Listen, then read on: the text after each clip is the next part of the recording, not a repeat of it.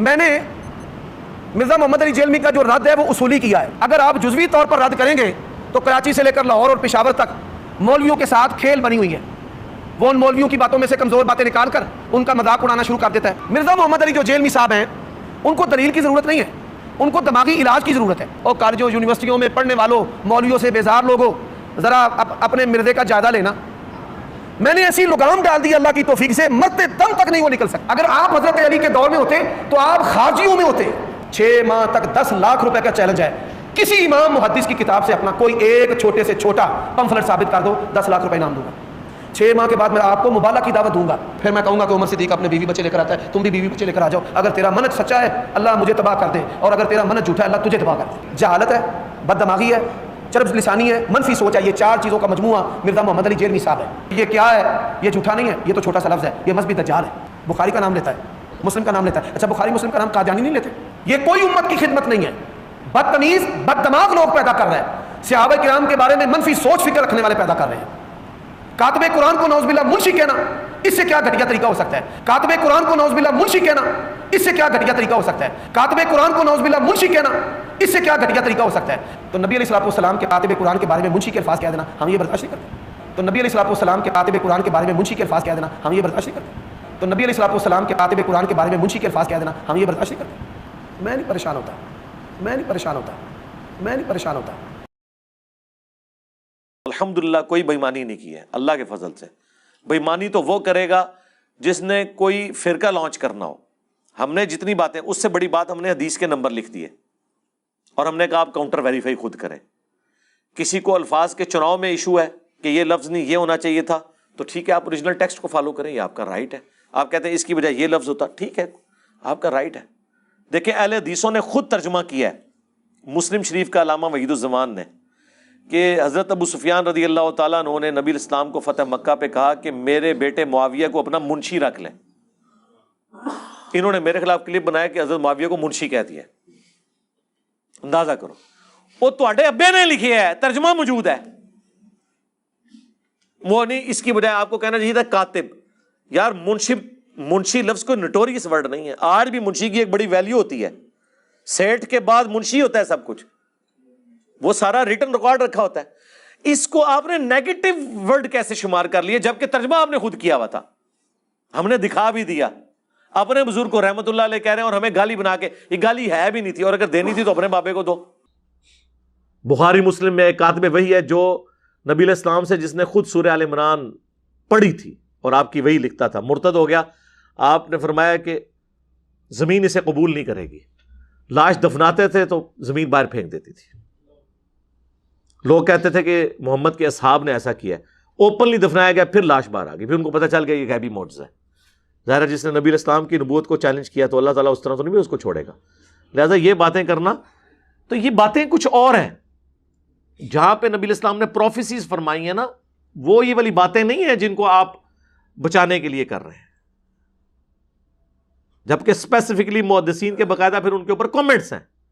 مثلاً یہ کہتے ہیں جی وہ صحیح مسلم میں جو آپ حدیث بیان کرتے ہیں کہ حضرت معاویہ رضی اللہ تعالیٰ عنہ کو بلوانے کے لیے ابن عباس کو بھیجا, اللہ کے محبوب علیہ السلام نے کہا معاویہ کو بلاؤ, تو میں نے اس سے کچھ لکھوانا ہے. کاتب تو تھے, وہ بھی صحیح مسلم میں موجود ہے کہ ابو سفیان نے سفارش کی تھی کہ مسلمان اسلام لانے کے باوجود ہمارے ساتھ اچھا سلوک نہیں کرتے, آپ میرے بیٹے معاویہ کو اپنا کاتب رکھ لیں, تو اس کی وجہ سے لوگ ہمیں بھی رسپیکٹ دینا شروع کر دیں گے. تو اس طرح انہوں نے رکھ لیا. کاتب کے الفاظ ہیں, کاتب وہی کہ نہیں, کاتب وہی کہیں اور ہے, وہ میں بعد میں بتاتا ہوں.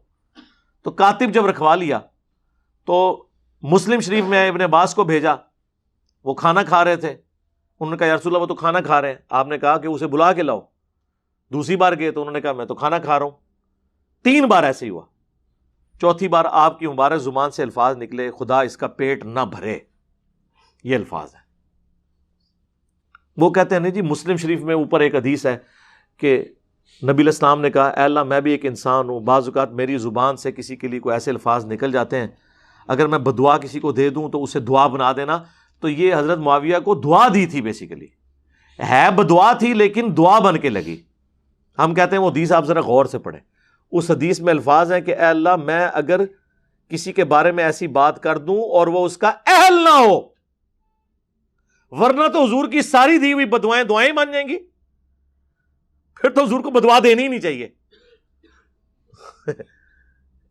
پھکی والا جواب ہے. اگر وہ اہل نہ ہو تو اسے دعا بنا دینا، اور اگر اہل ہوگا تو بدعا لگے گی. تو ہم محدثین سے ہی پوچھ لیتے ہیں کہ یہ کیا تھا. اگر یہ کہتے ہیں نا کہ دعا بن گئی تھی تو ہم پھر بتاتے ہیں دعا کیسے بنتی ہے. اگر یہ دعا ہے نا تو صحیح بخاری میں موجود ہے، انس ابن مالک کہتے ہیں مجھے نبی علیہ السلام نے دعا دی تھی کہ تیری اولاد کثرت سے ہو، میں 100 سے زیادہ اپنی اولاد میں سے لوگ دفن کر چکا ہوں، 120 سال کی عمر میں فوت ہوئے آلموسٹ. تو یہ دعا نظر آ گئی نا کثرت اولاد کی. تو اتنی کثرت سے ہوئی کہ 100 زیادہ دفنائے ہیں، تو اور بچے کتنے ہوں گے، جبکہ چھوٹی عمر میں شادیاں ہو جاتی تھی اس وقت، اور ایک سے زیادہ لوگ شادیاں عرب کے کلچر میں کرتے تھے. تو دعا نظر آئی نا. اب یہاں پہ اس دعا کی اگر یہ دعا بنی ہے نا، پھر یہ ہوگا کہ حضرت معاویہ رضی اللہ تعالیٰ عنہ ایک لقمے لگاتے تھے تو ان کا پیٹ بھر جاتا تھا. یہی ہونی چاہیے نا. یہ خدا اس کا پیٹ نہ بھرے، اس کا الٹ کیا ہوگا کہ تھوڑا سا بھی کھا لے تو اس کا پیٹ بھر جائے. یہی ہونا چاہیے نا. یہ دعا تو پھر اس سے بنے گی نا، ریورس بنتی ہے نا. کسی کا کھانے کے باوجود پیٹ نہ بھرنا، یہ تو بدعا ہی ہوگی نا. وہ ریورس ہوتا ہے اس کا. دعا بن گئی تو پھر تو یہ ہوگا کہ وہ تھوڑا سا کھاتے تھے ان کا پیٹ بھر جاتا تھا. تو جناب آپ کتاب الاوائل کھول لیں، امام ابن ابی عاصم کی کتاب. یہ پہلے 300 سال میں مسلمانوں کے بڑے محدثین میں سے ہیں، اہل سنت کے ائمہ میں سے. انہوں نے باقاعدہ وہ ساری روایتیں جمع کی ہیں کہ کتاب الاوائل کہ جو جو کام پہلی دفعہ ہوئے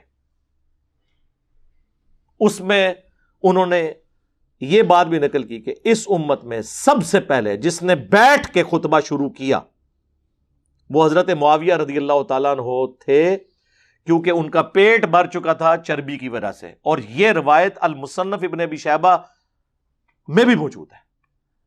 تو پریکٹیکلی ان کا پیٹ بڑا ہو گیا تھا، وہ کھڑے ہو کے خطبہ نہیں دے سکتے تھے. کھڑے ہو کے خطبہ دینا سنت ہے جمعے کا، ان کو بیٹھ کے ممبر پہ خطبہ دینا پڑتا تھا. تو آپ کیا سمجھتے ہیں یہ دعا اسی طریقے سے لگی ہوئی ہے؟ اور پھر یہی حدیث دلائل النبوہ میں ہے، امام بیہقی کی کتاب میں. امام بیہقی نے ایک کتاب لکھی ہے 3500 احادیث پہ مشتمل، دلائل النبوہ. اس کتاب کے اندر انہوں نے نبی علیہ السلام کی غیبی خبریں نقل کی ہیں کہ آپ علیہ السلام نے کوئی پریڈکشن کی اور وہ اسی طریقے سے منوان پوری ہوئی. اس میں وہ لے کر آئے ہیں اس روایت کو کہ ابن عباس رضی اللہ تعالیٰ عنہ کو نبی علیہ السلام نے حضرت معاویہ کو بلانے کے لیے بھیجا. 3 دفعہ نہیں آئے تو چوتھی دفعہ یہ الفاظ نکلے. اور آگے راوی کے الفاظ ہیں کہ نبی علیہ السلام کی یہ دی ہوئی بد دعا، یا آپ اسے دعا کہہ لیں یا دعائے ضرر کہہ لیں، پوری ہوئی اور پوری زندگی حضرت معاویہ کا پیٹ نہیں بھرا. یہ الفاظ ہیں دلائل النبوہ میں. تو محدثین تو اسے ادھر موجود ہے کانا یکتب الوحی، وہ وحی لکھا کرتے تھے. یہ روایت کانا یکتب الوحی مسلم میں نہیں ہے، دلائل النبوہ میں، اور وہاں سے بھی آدھی پیش کرتے ہیں کیونکہ آگے تو یہ الفاظ لکھے ہیں. تو میں نے تو کربلا والے ریسرچ پیپر میں ساری روایتیں ڈالی ہوئی ہیں.